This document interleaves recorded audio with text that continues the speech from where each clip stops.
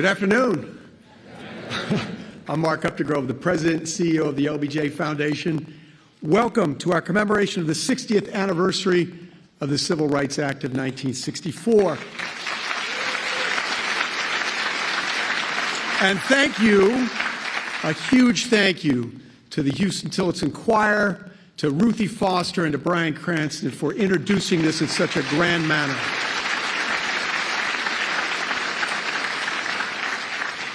The walls of the LBJ Auditorium once again echo with history and voices from the past. 8 years after speaking to Americans in advance of signing the Civil Rights Act, which made real our nation's most sacred promise of all men are created equal, Lyndon Johnson stood on this stage as a former president and delivered his last public remarks. Battling a weak heart, President Johnson defied doctors' orders to give a keynote address at a civil rights symposium he had convened to talk about the state of race in America. He had something to say, and he was determined to say it. Until we overcome unequal history, he declared, we can't overcome unequal opportunity. There is work still to be done, so let's be on with it. The work would fall to others. The following month, our 36th president died of a heart attack at his beloved LBJ ranch. But even now, half a century later, we hear his call. Since then, 4 other presidents, including the first African-American president, have graced this stage to recognize the advancement of civil rights and to talk about the work still to be done. Today, we are deeply honored to welcome the 46th president, Joe Biden, who has made the central cause of his presidency the preservation and strengthening of democracy and has pursued a policy of equity for all, including people of color and others who have been historically underserved, marginalized, and adversely affected by persistent poverty and inequality. Among the many things he has done is to appoint the first black woman, Ketanji Brown Jackson, to the U.S. Supreme Court,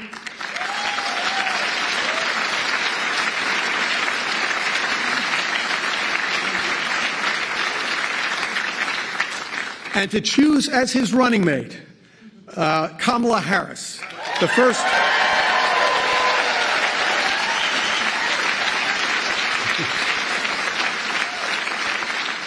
black woman, South Asian American to hold the vice president, but you already knew that. We are grateful to President Biden for his policy to bolster voting rights, which have been severely weakened since Lyndon Johnson signed the Voting Rights Act in 1965, and for all of his efforts to return our nation to the democratic norms and values that provide ballast to our great republic. Dr. Martin Luther King said, "The arc of the moral universe is long, but it bends toward justice." America is at its strongest when justice prevails, and when the winds of change make our country more united, more inclusive, more righteous. The Civil Rights Act we commemorate today, as well as the Voting Rights Act and Fair Housing Act, all championed and signed by Lyndon Johnson, are on exhibition in the LBJ Library's Great Hall just above us. Those transformative laws are surrounded by iconic photographs of the activists who held the front lines of the civil rights movement, and whose unyielding fearlessness in the face of racial tyranny helped bend the arc of the moral universe toward justice and a more perfect union. Among them is Andrew Young, who stood by the side of Martin Luther King Jr. as a lieutenant in the movement they forged as much as any. Upon awarding Ambassador Young the Medal of Freedom, President Jimmy Carter said, "Andy Young is the brightest star in the American firmament. He's a man who represents integrity and understanding, humility and purpose. He has carried on well the heritage of Martin Luther King." To introduce the President of the United States, ladies and gentlemen, please join me in welcoming Ambassador Andrew Young.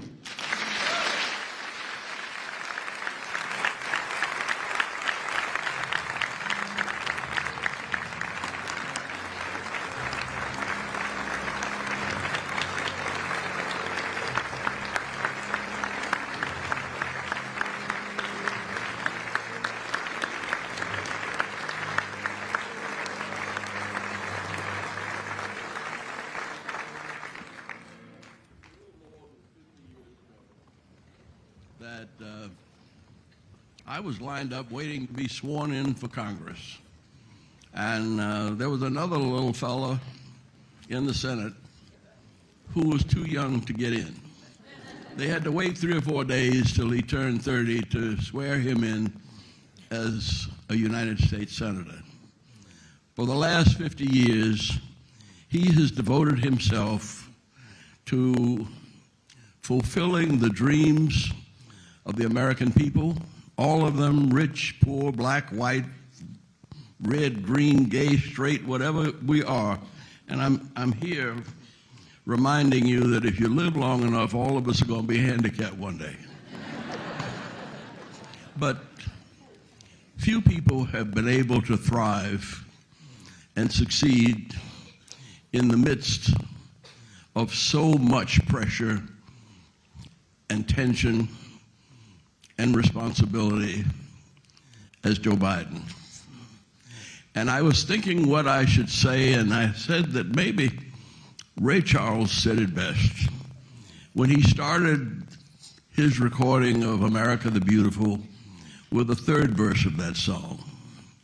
And it said, "Oh, beautiful for heroes proved in liberating strife, who more than self their country loved, and mercy more than life. America, America, may God thy gold refine, till all success be nobleness, and every gain divine."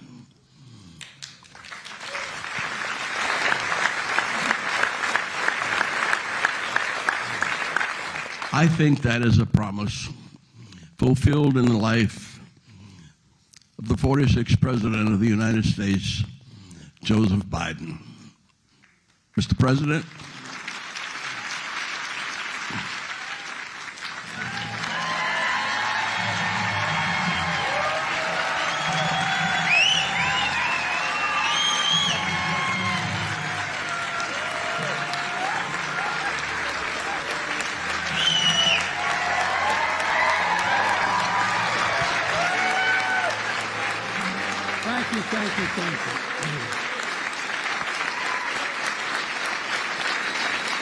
Thank you.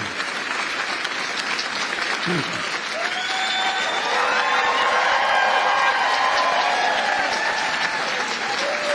Thank you.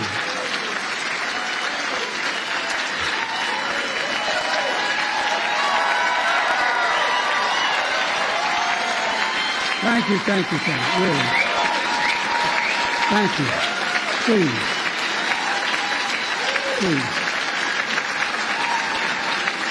Thank you, Mr. Ambassador. Mr. Ambassador, thanks for that introduction, and above all, for your friendship over the years. There's literally one word that comes to mind every time I think of Andy Young.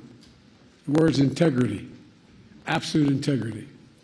And thank you to the Johnson family for carrying forward the legacy of a truly great president and first lady. Your mom was incredible as well.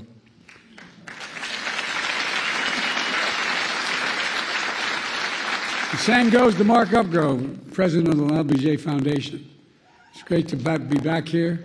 I thank you all and distinguished guests gathered here today. Look, I was in college at the University of Delaware in our early beginning years when I heard the news of that President Kennedy had been assassinated. I remember exactly like anybody in my generation remembers exactly where they were sitting, standing, or walking. I was on the steps of one of the university halls called Hullion Hall at the university, listening on a transistor radio with 3 other people. It seemed unbelievable. And then, later watching President Johnson help the nation find a way forward. In his first address after the tragedy, President Johnson said, and I quote, "Nothing could more eloquently honor President Kennedy's memory than the earliest passage of the Civil Rights Bill." That's what he said.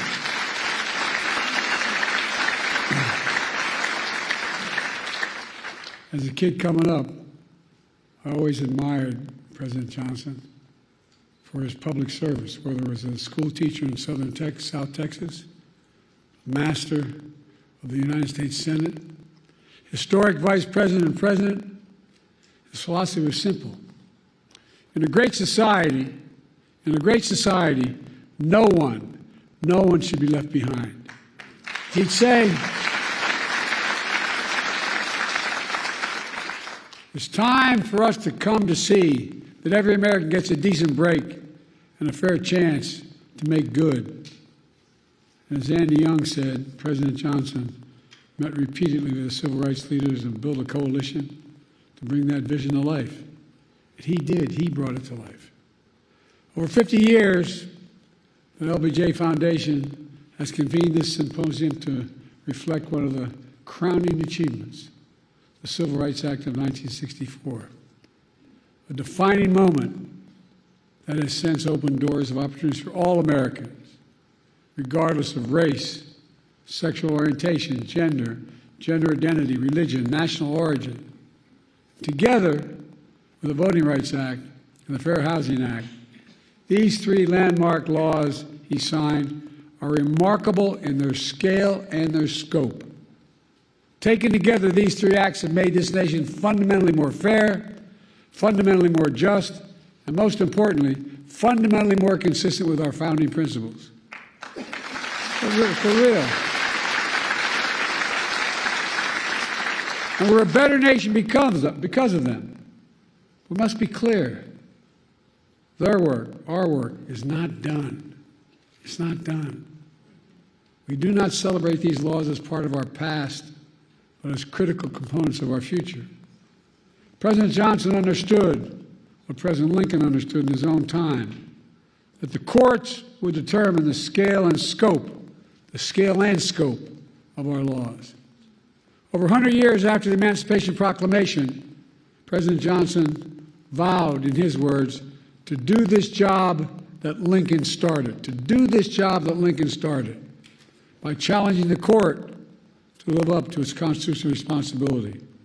He did that by nominating Thurgood Marshall as the first black justice of the Supreme Court.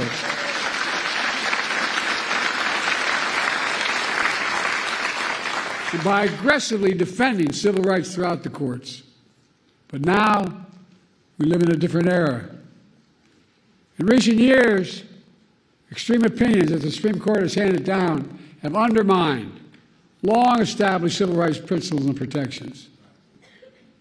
In 2013, the Supreme Court in Shelby County case gutted the Voting Rights Act, opening the floodgates to a wave of restrictive voting laws that have seen states across the country pass. In 2022, the court overruled Roe v. Wade and the right to choose that had been the law of the land for 50 years. 50 years. The following year, the same court eviscerated affirmative action, which had been upheld and reaffirmed for nearly 50 years as well. And now, there's an extreme movement and agenda called Project 2025. Well, by the way, they're serious, man. They're planning another onslaught attacking civil rights in America. For example, Project 2025 calls aggressively attacking diversity, equity, and inclusion across all aspects of American life. This extreme MAGA movement even proposes to end birthright citizenship. That's how far they've come. End birthright citizenship, which if you're born in America, you're an American citizen. That's how extreme these guys are. This issue and so many other civil rights that Americans take for granted are likely to come before the court in the years to come. And most recently and most shockingly, the Supreme Court established in Trump versus the United States a dangerous precedent. They ruled, as you know, that the President of the United States has immunity for potential crimes he may have committed while in office. Immunity. This nation was founded on the principle there are no kings in America. Each of us is equal before the law. No one is above the law. And for all practical purposes, the court's decision almost certainly means that a president can violate their oath, flout our laws, and face no consequences. Here's what Justice Sotomayor, Supreme Court Justice, wrote in her dissent, and I quote, "Under the majority's reasoning, the President now will be insulated from criminal prosecution. Orders a Navy SEAL team 6 to assassinate a political rival. Immune. Organizes a military coup to hold on to power. Immune. Takes a bribe in exchange for a pardon. Immune. In every use of official power, the President is now a king above the law." Just what Justice Sotomayor wrote in her dissent. Folks, just imagine what a president could do in trampling civil rights and liberties given such immunity. The court's being used to weaponize an extreme and unchecked agenda. This decision is a total affront to the basic expectations we have for those who wield the power in this nation, that they are expected to be wholly accountable under the law. The President is no longer constrained by the law, and only limits on abuse of power will be self-imposed by the President alone. That's a fundamentally flawed view and a fundamentally flawed principle, a dangerous principle.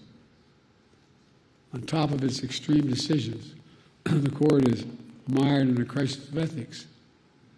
These scandals involving the justices have caused public opinion to question the court's fairness and independence that are essential to faithfully carrying out its mission of equal justice under the law.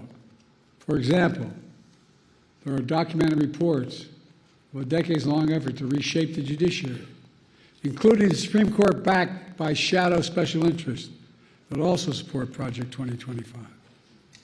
Undisclosed gift to justice is worth hundreds of thousands of dollars from wealthy benefactors who have interest before the very court they're contributing to. Conflicts of interest from those connected to January 6th insurrectionists. And a blatant attack on nominating and confirming justices of the court itself.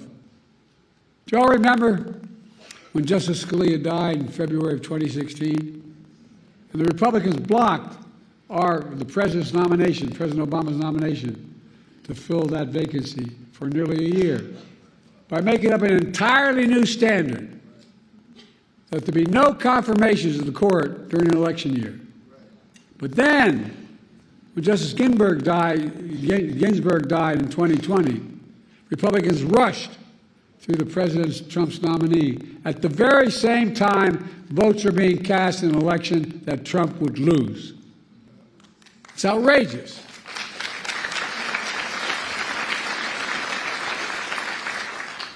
I know I don't look it, but I served in the Senate for 36 years, including as chairman and ranking member of the Judiciary Committee. I've been told that I've overseen more Supreme Court nominations as senator, vice president, and president than anyone in history, anyone alive today, I should say. I have great respect for our institutions and the separation of powers laid out in our Constitution. But what's happening now is not consistent with that doctrine of separation of powers. Extremism is undermining the public confidence in the court's decisions.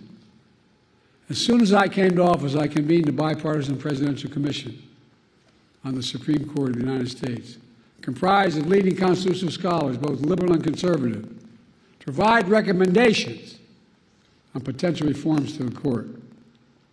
I've been careful in these deliberations because these are serious, serious decisions. In the face of increasing threats to American democratic institutions, I use the Commission's analysis, and today I'm calling for 3 bold reforms to restore trust and accountability to the court and our democracy.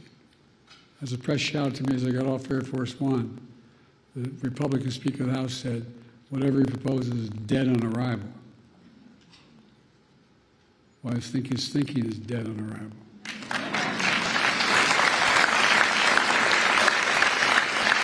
First, I'm calling for a constitutional amendment called No One is Above the Law Amendment.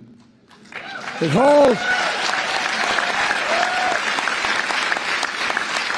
I mean this sincerely, it holds that there's no immunity for crimes former president committed while in office.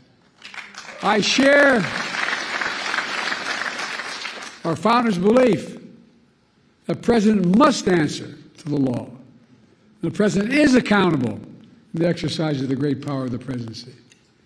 We're a nation of laws, not kings and dictators.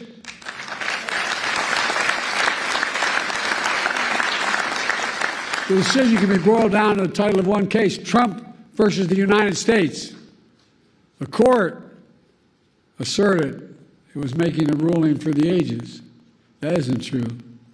The court made a ruling for one, a former president. No other president in our history has asked for this kind of immunity for criminal actions. And no president, no former president, not me, not one, has and should have been given any exception to this with such immunity. The second thing I'm asking for, we've had term limits for presidents of the United States for nearly 75 years after the Truman administration. And I believe we should have term limits for Supreme Court justices of the United States as well.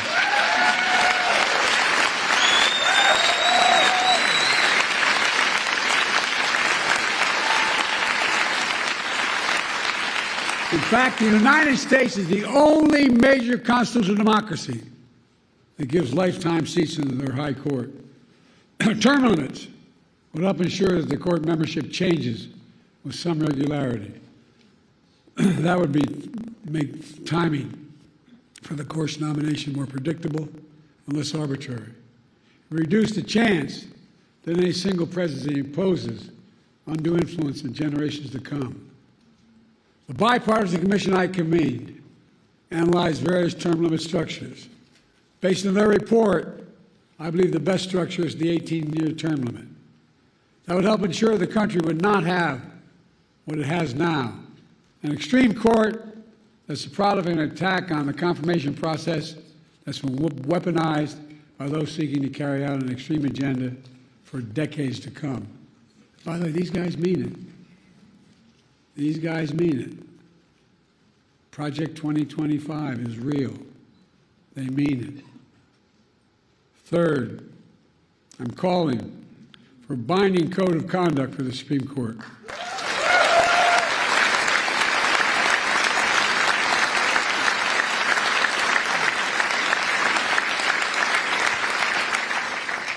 Supreme Court's current ethics code is weak and even more frightening, voluntary. Any code of Congress must be enforceable. Under the reform I propose, justice would be required to disclose gifts, refrain from public political activity, recuse themselves in cases in which they or their spouses have a financial or other conflict of interest.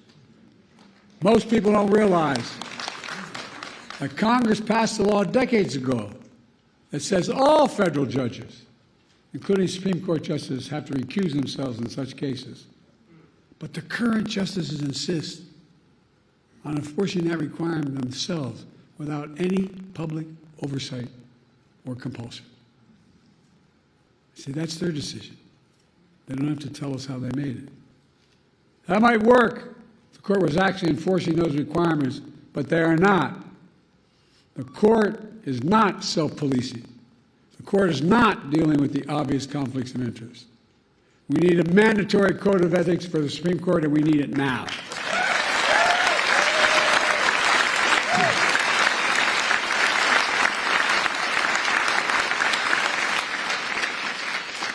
My fellow Americans, based on all my experience, I'm certain we need these reforms. We need these reforms to restore trust in the courts, preserve the system of checks and balances that are vital to our democracy. There are also common sense reforms that a vast majority of the American people support, as well as leading constitutional law scholars, progressives, and conservatives.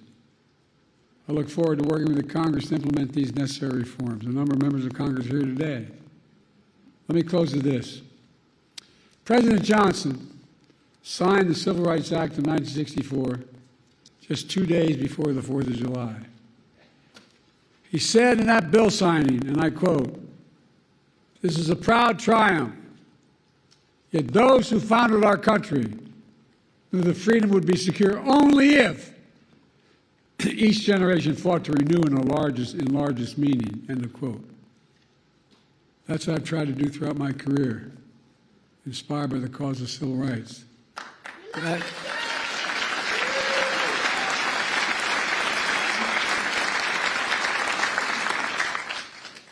That's what got me involved initially.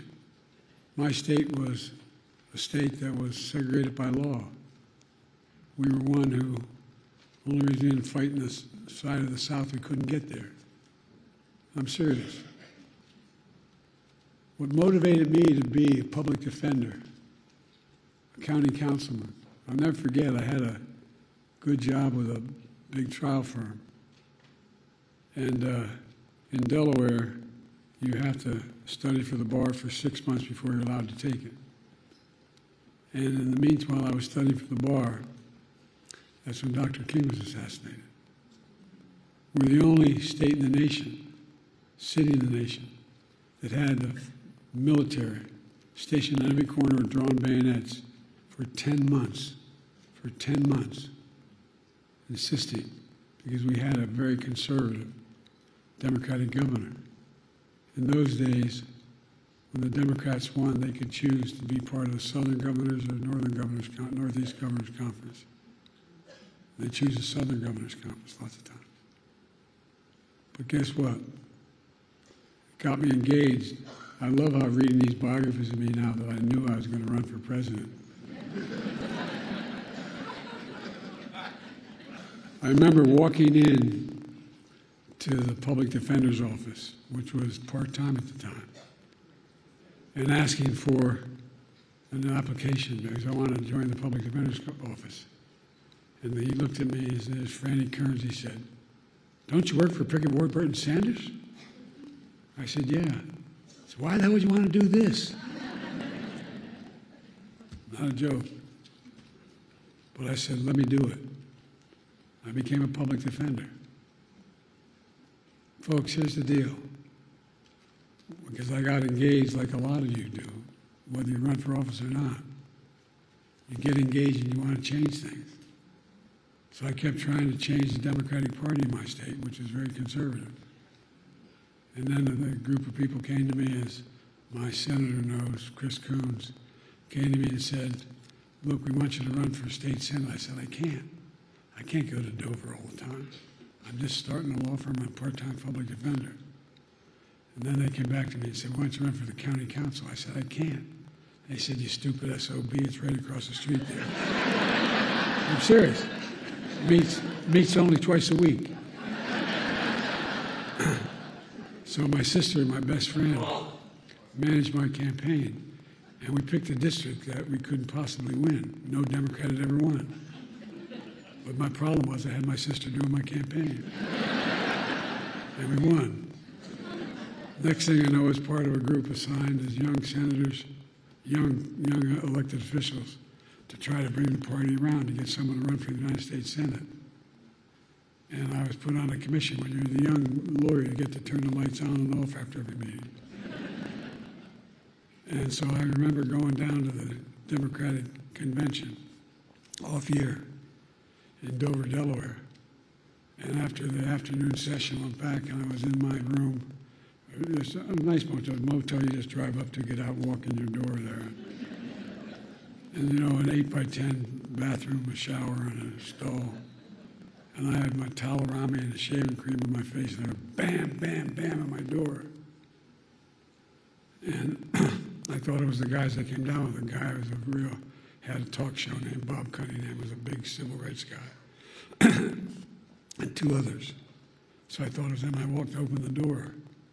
There was a former governor, former Supreme Court justice, swear to God, the state chairman, and the former congressman. And they said, "We just had dinner." I said, "I'm sorry, gentlemen." I walked in, I ran into the bathroom, shake the shave, thinking I could put something on. There wasn't anything there. I walked back out with a towel. I'm standing against a nail, a desk nail of the wall, and they're on the beds that are nailed to the headboards are nailed to the wall. Four of them sitting across. I said, "Joe, we were thinking you should run for the United States Senate." I said, gentlemen, you serious? And they went on and made their case. I hope all of you had a professor who's enlightened his mind. I had one professor named Dr. Ingersoll, my political philosophy professor, at the University of Delaware, which is between Dover and where I was going home. So I called him, I could stop by and see him. And I said, what do you think I should do?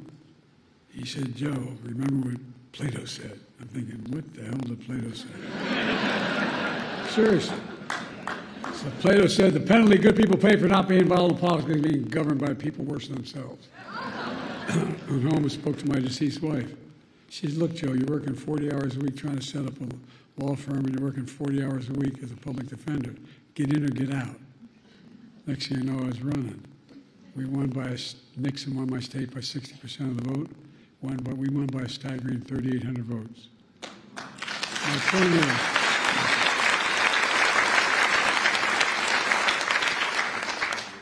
I didn't know what the hell I was doing. But look, and I went on to be able to be, I had to wait a little bit to be sworn in. You got to be 30 to be sworn in. And then I was the vice president, the first African-American president in American history.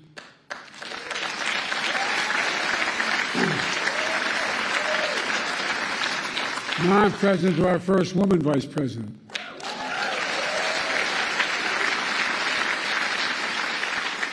I've made clear how I feel about Kamala, and she's been an incredible partner to me, a champion of civil rights throughout her career. And she'll continue to be an inspiring leader and project this very idea of America. The very idea that we're all created equal and deserve to be treated equally throughout our lives. We've never fully lived up to that, but we've never walked away from it. We've never walked away because leaders like Lyndon Baines Johnson, my fellow Americans, in 2 years we'll commemorate the 250th anniversary of the signing of the Declaration of Independence. That July 4th of 2026 will be a moment not only about our past, but about our future. Imagine that moment and ask yourself, what do we want to be? We can and must be protected and expand our civil rights in America. We can and must prevent the abuse of presidential power and restore faith in the Supreme Court. We can and must strengthen the guardrails of democracy. We must have to remind ourselves who we are.